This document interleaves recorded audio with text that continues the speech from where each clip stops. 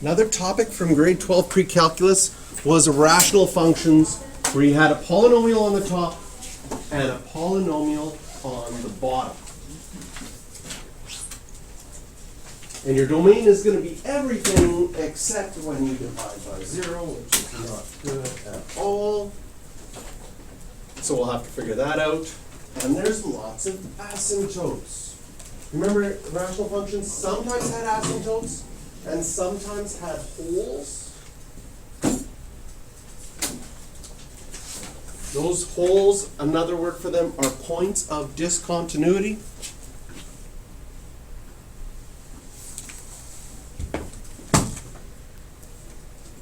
So we'll do a little bit of review of how you went about finding your asymptotes, finding your holes, finding nice points, and drawing the graphs.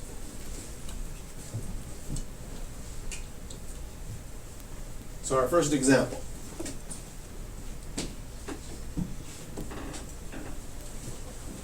You can plug in 0 for y to find your x-intercept. Now, technically, if you plug in 0 for y, you've got 0 equals to some fraction. Does it make sense that the only place a fraction is equal to 0 is if the numerator is 0? Like mathematically, I can plug in 0 and I only have to worry about the numerator, because technically if I multiplied both sides by x plus 2, the x plus 2 would cancel on the right side, and then you're multiplying by 0, so you get 0 on the other side. I don't need you to show all that work if you don't want to. You can just solve where your numerator is equal to 0 and you get x is equal to 1/2. Y-intercept is even easier to find. You just have to plug in 0 for x. And all your x's go away and you're just left with negative 1/2. Asymptotes. Your non-permissible value, and I'll just write it down here, is that x can't equal negative 2, because that would make you divide by 0. And you may remember that at a non-permissible value, it either turned into a vertical asymptote or it turned into a hole. Do we remember how we tell if it's a hole? If you factorize something on the top and Yeah, if that non-permissible value on the bottom cancels out with the same factor on the top, and it becomes no longer a non-permissible value, it will show, well, it's still a non-permissible value, but it goes away, that will show up as a hole on your graph. If it sticks around, like in this case, it'll always be a vertical asymptote. Now in grade 12, how did we determine the horizontal asymptote? Like this one has a horizontal asymptote at 2. the degree of x. The degree of x. So in this time, in my numerator and in my denominator, they're the same. Whenever the degree is the same in your numerator and your denominator, you will have a horizontal asymptote. That horizontal asymptote will just be at the coefficient. You can ignore the negative 1/2 and just look at 2x over x. What does that simplify to? It simplifies to 2. Now, horizontal asymptotes tell us what the graph is doing at extremes. And just like some of you noticed on the take-home quiz, it is possible that sometimes a graph goes through a horizontal asymptote. A graph will never go through a vertical asymptote, because a vertical asymptote is representing a non-permissible value. And if you have your graph go through a non-permissible value, you are letting that happen. That's not good.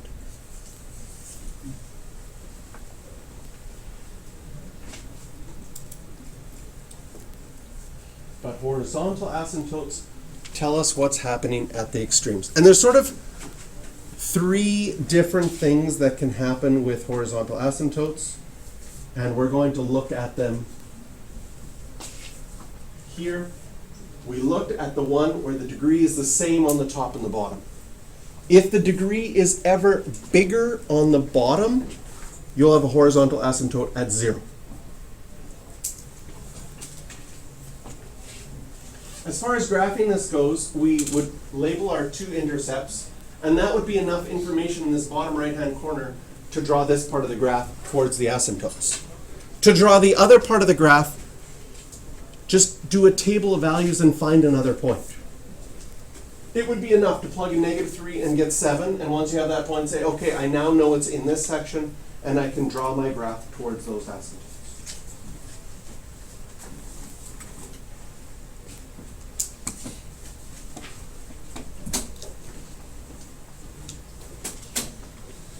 Our second example is one where the degree is bigger on the bottom. You see I have an x squared, a parabola on the bottom, and you just have an x, a degree of 1, in your numerator. This graph is going to have a horizontal asymptote at y = 0. We'll get there. But first, if you factor it, and here are non-permissible values, x can't equal -3/2, and x can't equal -1. But this is the example where this will simplify, and we'll get a new equation, which is 1/2x + 3.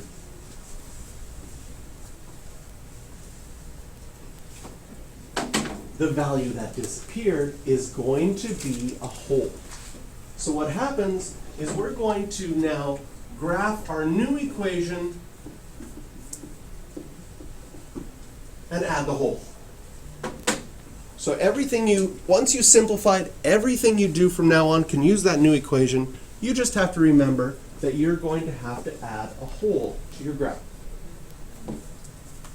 And that whole happens at the non-permissible value, so I know the x coordinate -1. I can find the y coordinate by plugging -1 into the equation. And 2 times -1 plus 3 is going to equal 1. Okay, now I'm going to, with the textbook thing, I'm going to get you each to pull out your textbook, and I'm going to double scan it to see if you wrote in your name correctly. So when I scan it, yes. Uh-oh. Here. I think you scanned this one. Okay. So put your name in there. I'll delete the other one.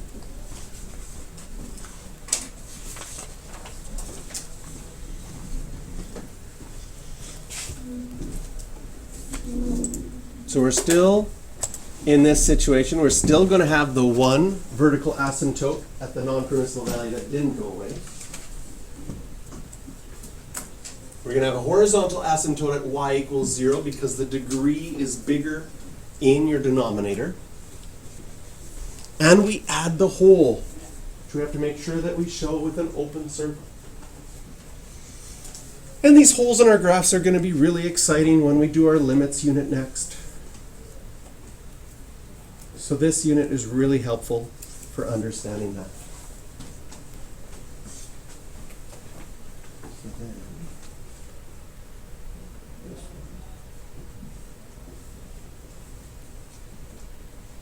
one. And I'll scan it again so you get the number 2. Perfect.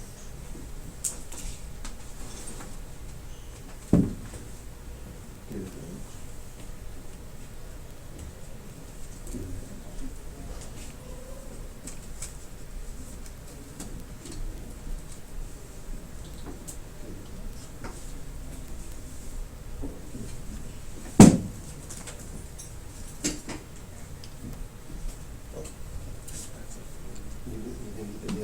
So add your name. It shouldn't matter. 9, 1, 2, 0, 2, 1. Just put your name in there. Okay, well, put your name in there, and then I'm going to check.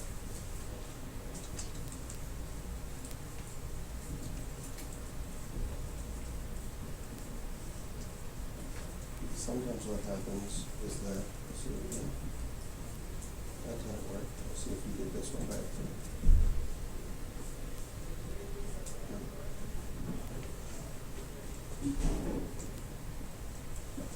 No, let's try turn out third time. I'll find the other one and I'll delete it.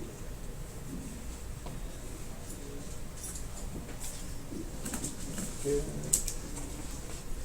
Good. Oh, yeah,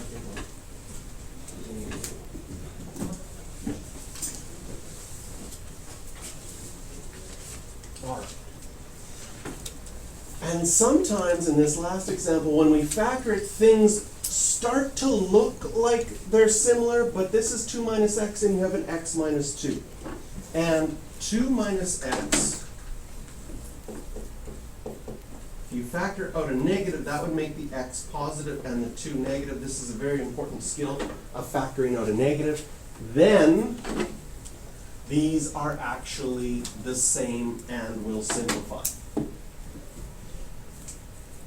Just becomes negative x plus 2.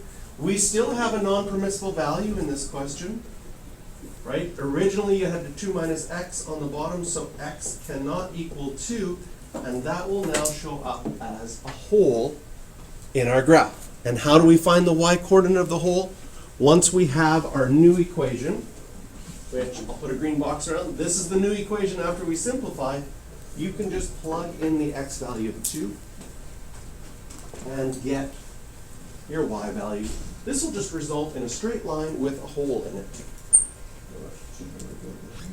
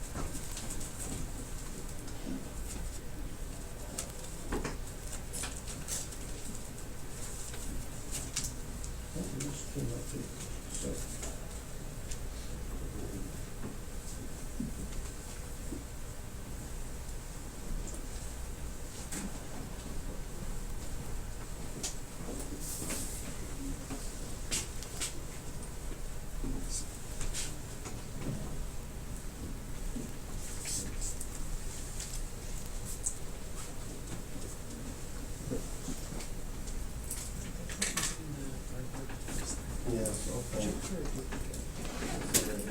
Let's see if I do it again now. If it comes up. Yeah, that worked out this way. Yeah, sometimes if you get part of the barcode, it doesn't like it.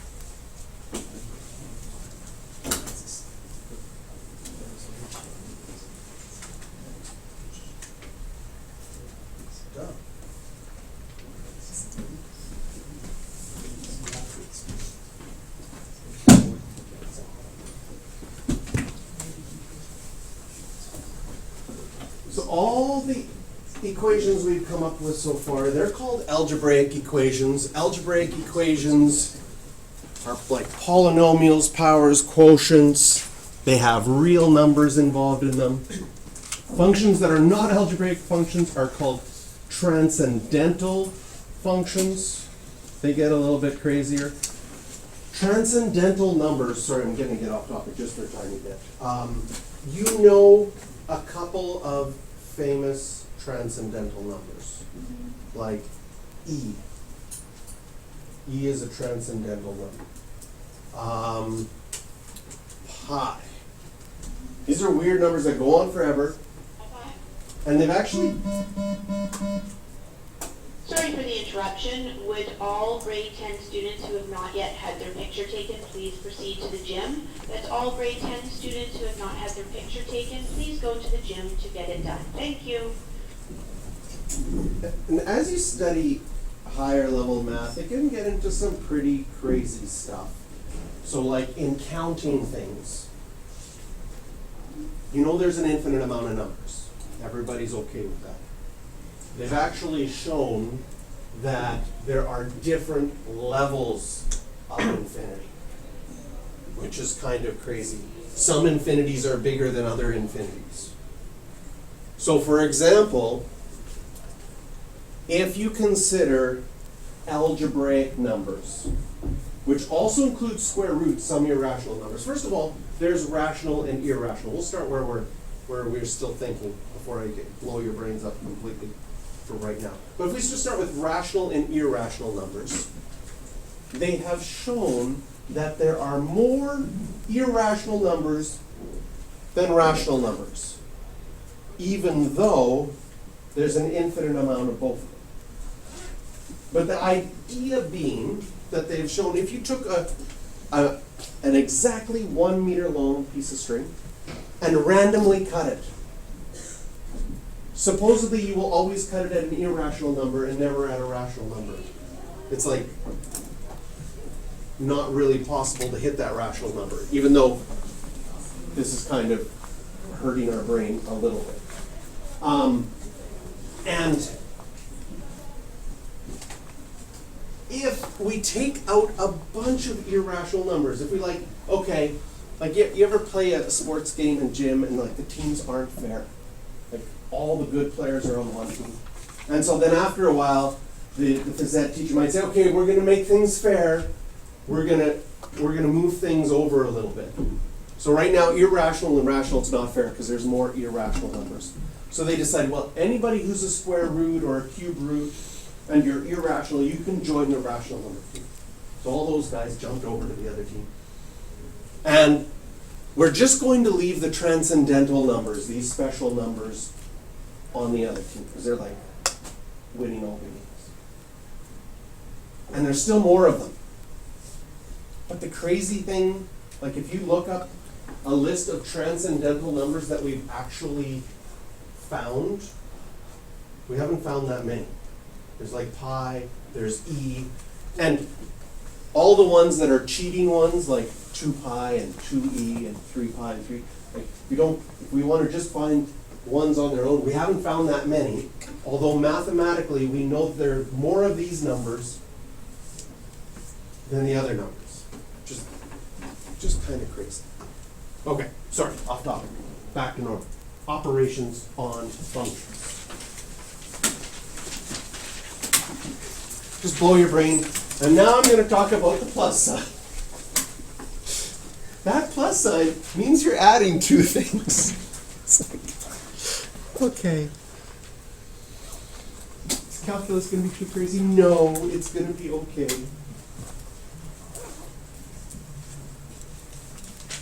So if you had 2x squared plus 4x, that's like adding two functions, like adding the 2x squared and adding the 4x.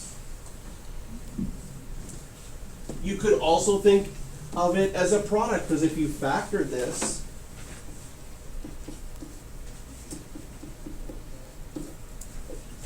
we could see it as the product of two functions.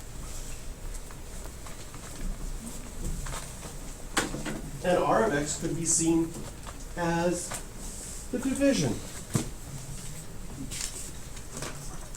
of two functions.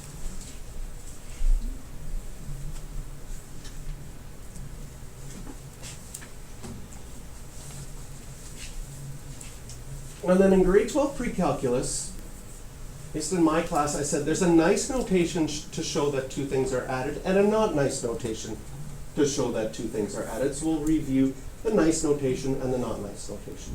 Like, if I have f of x and g of x, I would prefer to show that as f of x plus g of x.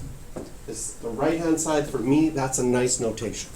But you could also write it as the f plus g first, and then the x afterwards. I don't like that notation as much, but with multiple notations, it's important that you know both of them so that if you see it, you recognize what's happening. Same thing subtracting. The right-hand side I like, left-hand side not so much, but they mean the same thing.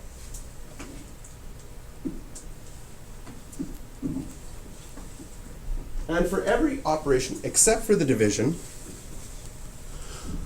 the domain of two functions is the overlap of the domains of each one individually. The overlap or the intersection. The only thing about division is you also have to make sure you never divide by 0. That's why in the division one, we also say that g of x can't equal 0 in this situation.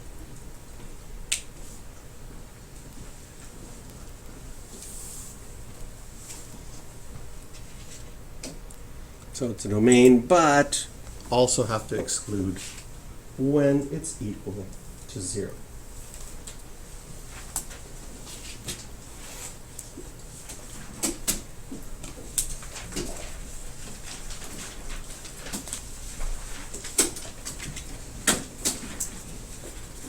So I'd like you to try this on your own. Practice your domain skills. F of x and g of x. Can you write the domain of both of them separately?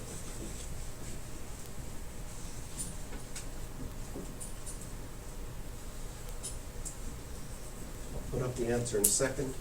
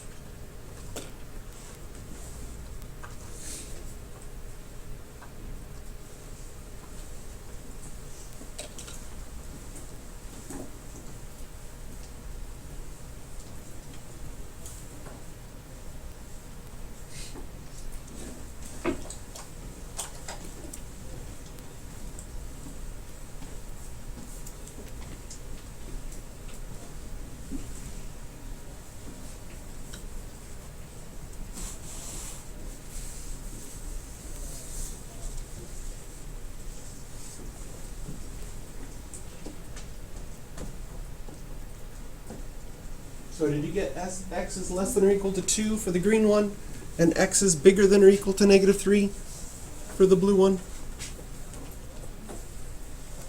Because you can't take the square root of a negative number. So we're trying to find out where it's equal to 0, and then from that point it's either going to be bigger than that or less than that. And of course equal to that works as well. So now when we put things together, if we do f of x plus g of x, what's the domain going to be? And it's going to be where both of them work. So we figured out that this one is when x is less than or equal to -3, and this one was when x was bigger than, I'm sorry, this one is bigger than or equal to -3, and this one is less than or equal to 2. And one of the ways, do I have it here? Yeah, the intersection. One of the ways that you can show this is on a number line, you can show, I'll extend this. This one keeps going this way. This one keeps going this way. And the only place that both of them are is in that red section in the middle. So if I draw a number line and draw both domains on that, I'm looking for where they intersect. And these will be the only numbers that are allowed. If I try to plug in 3, I have a problem with this one. If I try to plug in -4, I have a problem with this one. So it's only the place where both of them intersect.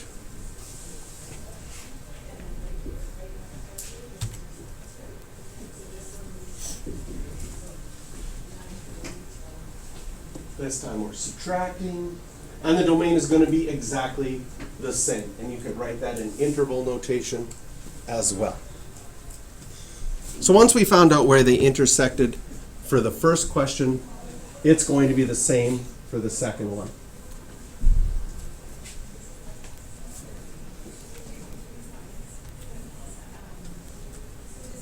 And it's going to be the same for the third one as well. Now, do you remember your mathematics with square roots? If you do a square root times a square root, you can multiply inside. Because square root of 2 times square root of 3 is square root of 6. And again, the domain is where they overlap. Right? Either of those two ways.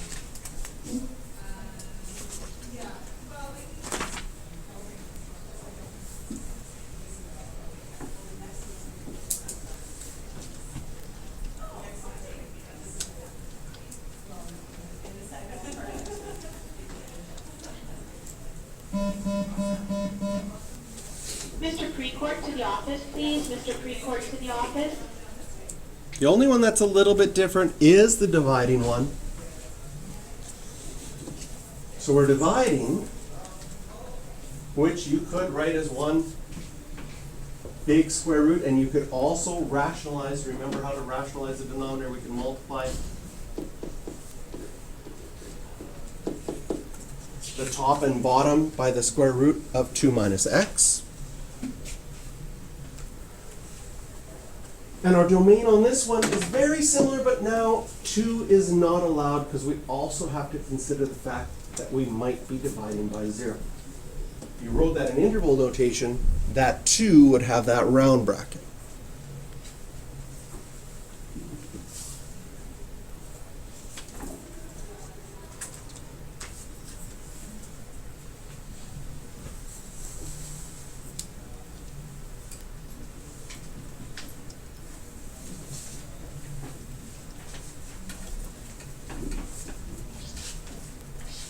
Probably the thing that happens the most that we'll see in calculus coming up is composite functions. When one function is inside another function.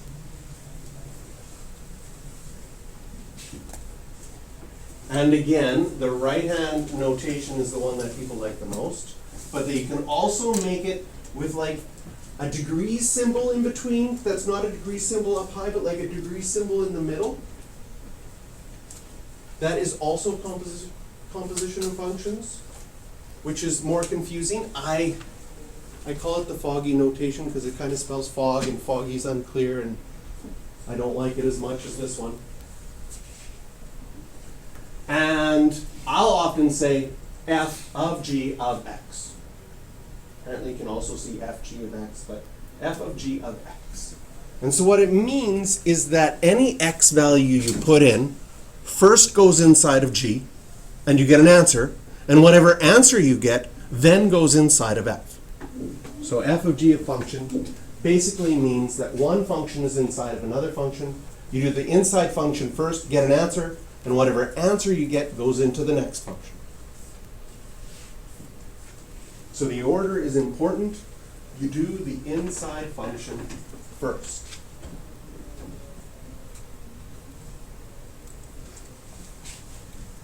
So if I was doing f of g of x, probably first thing I would do is I would rewrite this like this.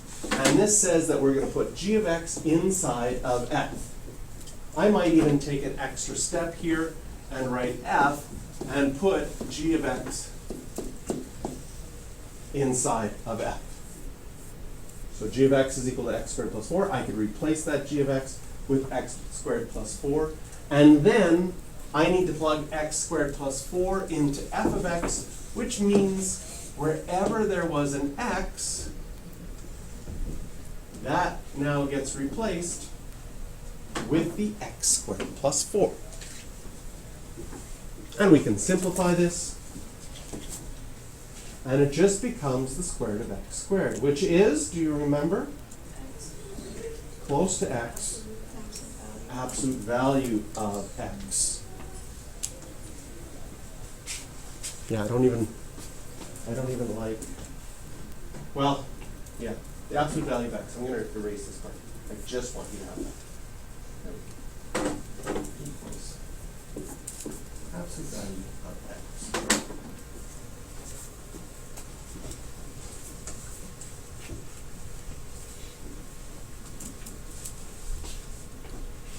Sometimes domain and range can be tricky with composite functions. Okay? Because notice, in f of x, are you allowed to plug in 0, for example? No. That would give you a square root of negative. Sorry for the interruption. All grade 9 students and all grade 10 students should have now gone for their pictures. If you have not, please head to the gym to do that. That's all grade 9 students and grade 10 students. You should have gotten your picture taken. If you have not, please go and have it taken. Thank you. However, in the composition of functions here, actually in this situation, everything is allowed. There's not a number I'm not allowed to put in. Because first of all, you'd put x into x squared plus 4. Is everybody okay that that always works? And then that goes into the square root here, and you're not allowed to square root negatives, but do you see that because you have an x squared inside, it's never going to be negative. So every single x value is going to be okay as a result. Now g of f of x, again, I might take the time to write it like this, and then replace the f of x with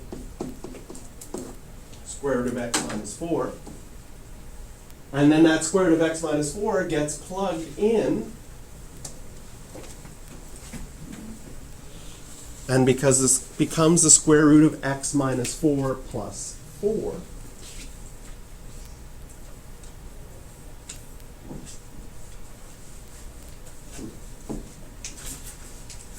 technically, okay, we'll get untechnical and then we'll get technical in a second. Technically, this is good, right? This is different. When the square is on the outside is different when the square is on the inside. So I just want to point out that if you had this,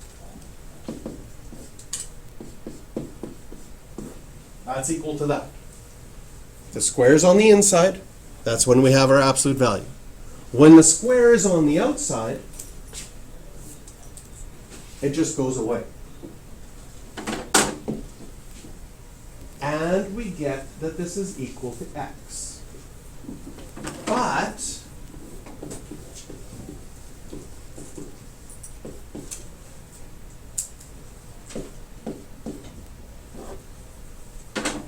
it's only true when x is bigger than or equal to 4. So sometimes we have to be careful in these questions. Because the answer is x. Can you plug in negative 3 into x? Absolutely.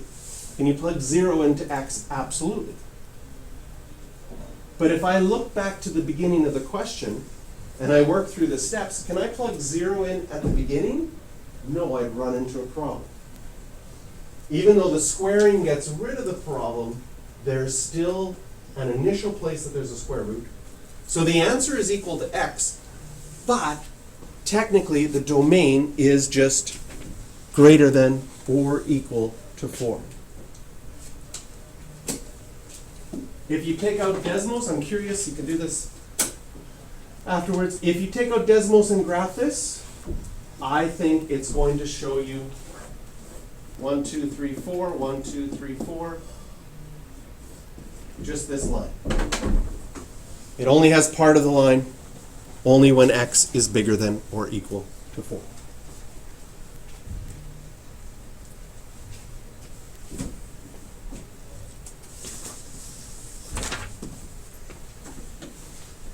Okay, I'd like you to try the next two on your own. They're value ones, so see if you can get the answers.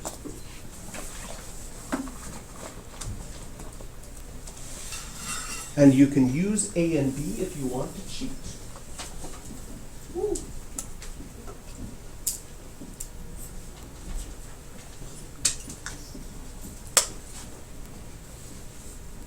Or not. Doesn't help you cheat on D though, but it does help you cheat for C.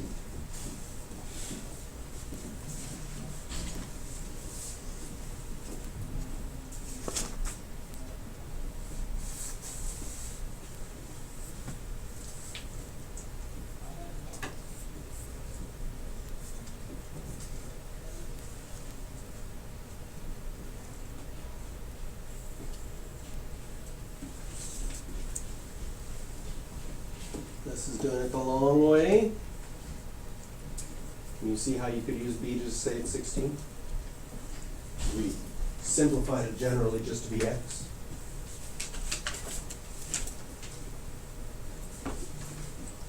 And if you want to check if you got D correct,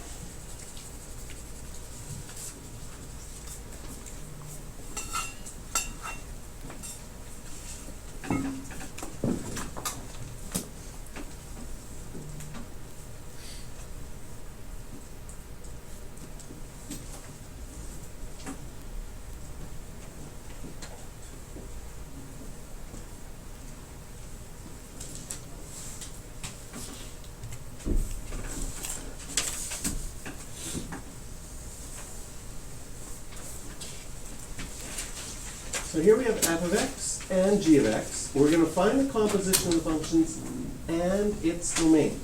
So again, foggy notation we can write as f of g of x, which means, and again, if you want that extra step where you just write this first, and then go to that, that's helpful for you. So g of x is 3 over x minus 2, and then I'm going to plug in the 3 over x minus 2 into f of x, where the x was. And this equation, we can get a common denominator,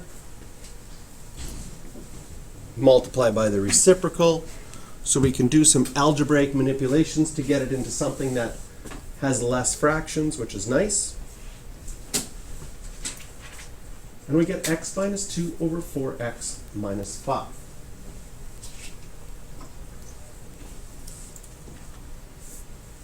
Now, for our domain,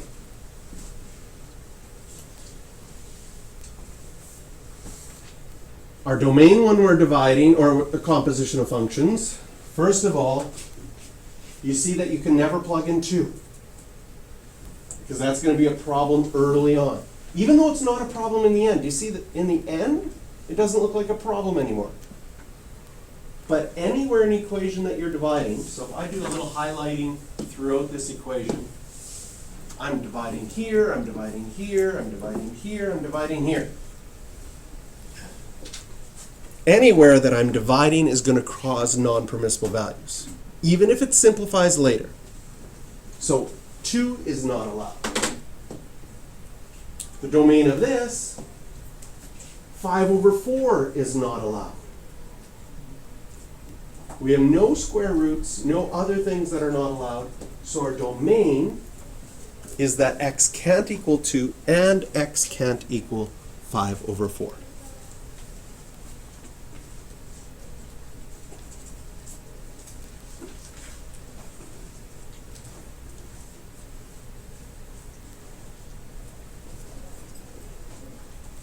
So I'd like you to try the next two on your own. I'll put the answers up in a second.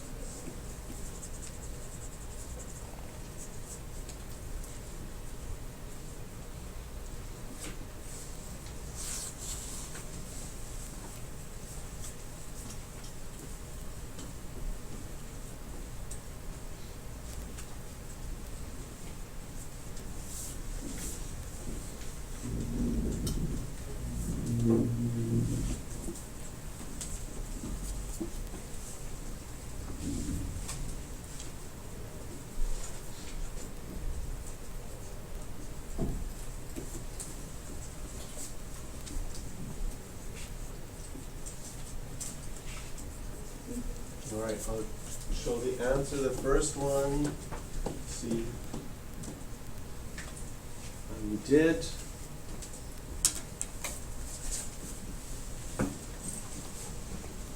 Did some simplification here. We're dividing by x, so x can't equal 0. Once it's written this way, we've got three things that x can't equal.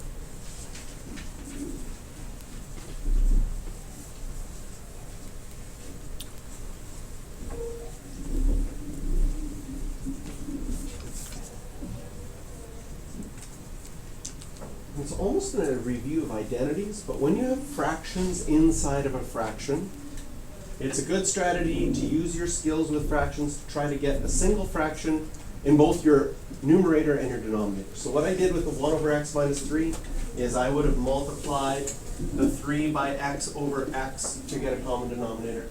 And I multiplied the 2 by x over x to get a common denominator there. And then I could add those fractions. And then I could multiply the tops and multiply the bottoms and get an x squared on the bottom, which dividing by a fraction is multiplying by the reciprocal.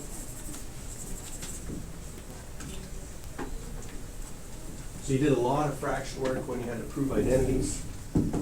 It's sort of the same idea here.